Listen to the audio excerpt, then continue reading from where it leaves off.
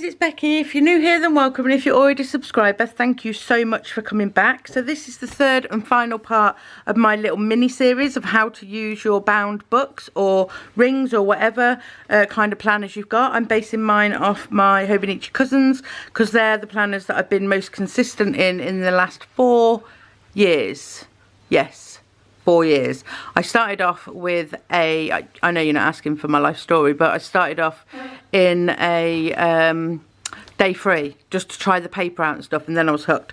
Right, so these might be a bit here, there and all over the place. I've tabbed off loads of pages that we can talk about and different ways you can use the daily pages, because I'm not going to lie to you, these are very intimidating pages.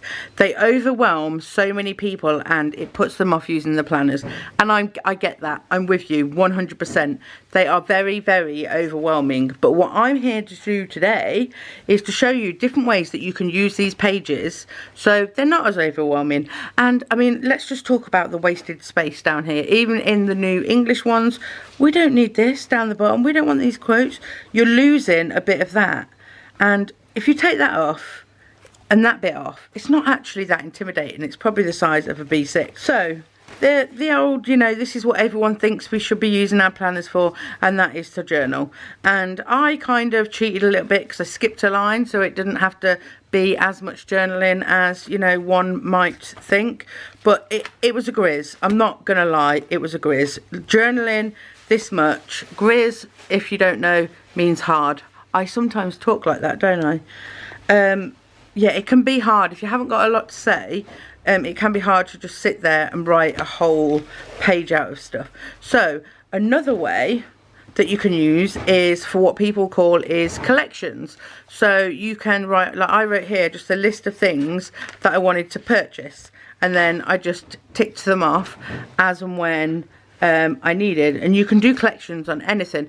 Books you want to read. I mean, listen, like if you don't know what a collection is, just Google bullet journal collections and it will blow your mind. It will open up a whole new world for you.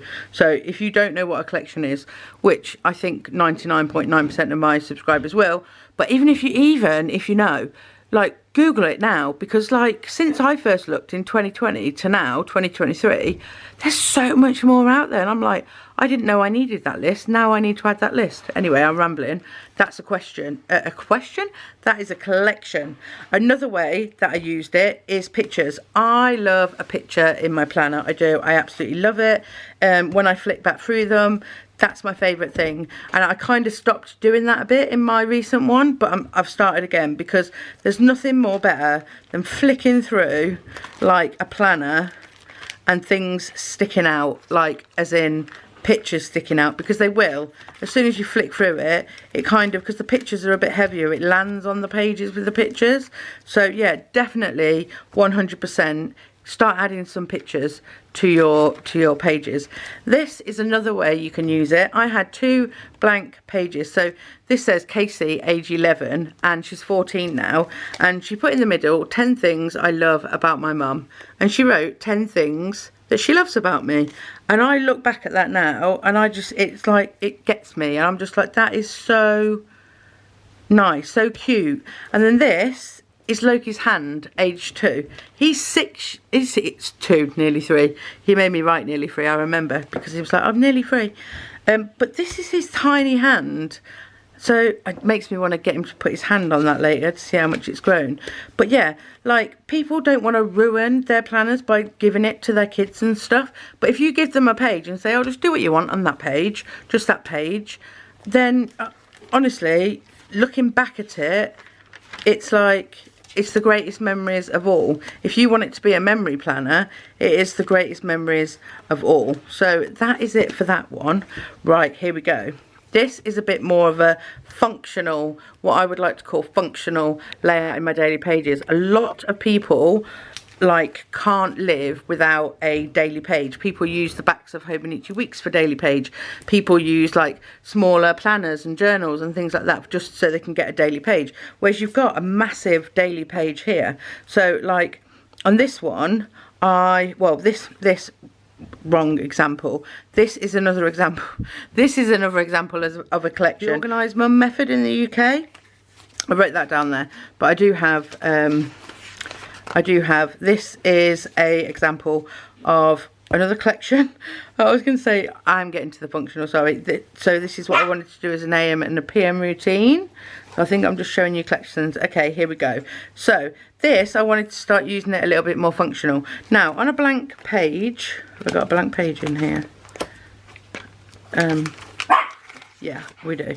So on a blank page in this one, you have got like some numbers down the side. You don't have to use them. You can completely ignore them, or you can change them, which is like what I've done at the top here. So what I've kind of done is I've cut my Hobonichi into sections. So I wanted a little running list of what I had actually accomplished that day.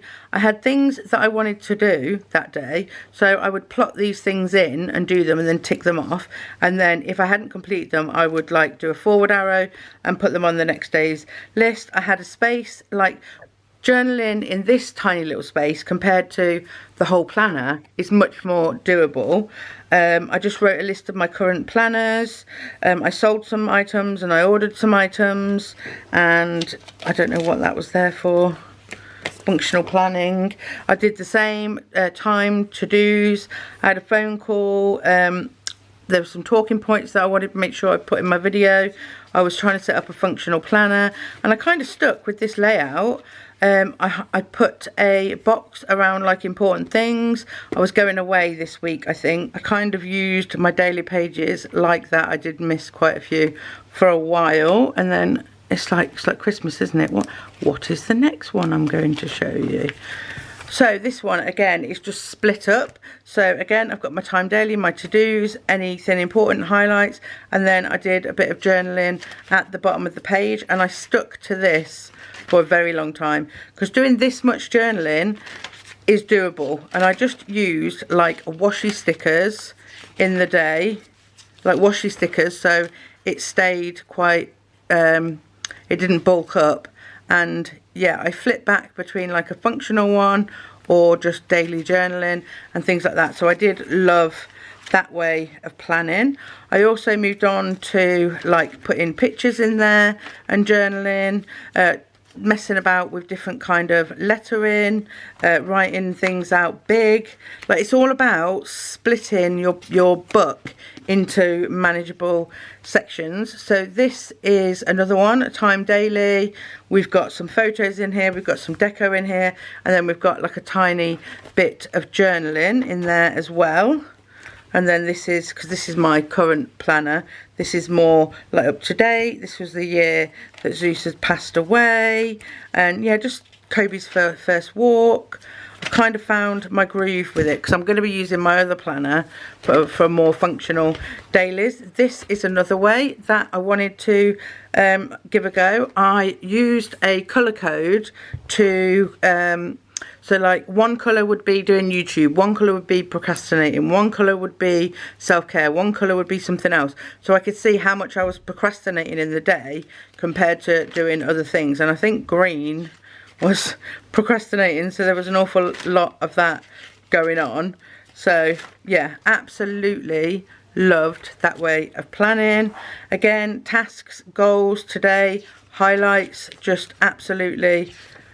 All I do is I try and split my planners into different sections, because I find if you use in different sections, then it makes it less intimidating and you're more than likely going to use more. And then I've got one more thing to show you. Final thing that I do want to show you, and I have shown these in a previous video, my how to use a Hobonichi cousin video, but I just wanted to show you some different layouts that you can use. And when I'm writing reflection, journal, to do, time daily, project, these can all be mixed together. So sectioning off your page makes it a lot less intimidating. So you can have a little reflection of the day or a journal, any projects, habits that you want to track, a time daily, to-dos, your top 3, journaling and a mind map, maybe pictures, drawings, photos, anything like that. You can split it again, have a productivity wheel, write down, you know, AM, procrastinating, cleaning, YouTube, self-care, anything to do with you, and see where you're spending your time. You can have a little time daily down here, which will help you fill that in, and any tasks and notes throughout the day. There's also the 1, 2, 3 method. So the 1, 2, 3 method is basically the night before you write the top 3 things that you want to complete the next day, and then you go, right, I want to update my trackers. What have I got to do that? And you plan each section. Daily mind map, you plan each section. Deep clean kitchen, so I'll go, right, wipe sides, mop floor, clean cupboards, and then you give yourself a little break, and then you do the next 3 things, and the next 3 things, and the next 3 things, because the idea is if you do things in little chunks like that, you're more than likely to be successful. This little corner box down here, breakfast, lunch, dinner, snacks, your steps, like any habits again that you want to use, or you can use that as a little reflection page, square, a notes journal. What some people like to do is do a daily mind map, so you write like daily mind map, and you go, right, YouTube, what do I want to do for YouTube today? And you write the things down. What do I need to do with the kids? What's that project that I've got to do? Cleaning, what do I want to actually do cleaning? And then you can then break these into the 1, 2, 3 task sections as well. Right, there is this way, so you can put whatever you want in here, a quote, your top 3, weight of the day, like literally anything you want. Breakfast, lunch, dinner, snacks, how much water you're drinking, again, time daily or to-do list, reflection, to-dos, journal, notes. It's just about splitting the days. Like AM, how are you feeling in the AM? Write a little journal there. How are you feeling in the afternoon?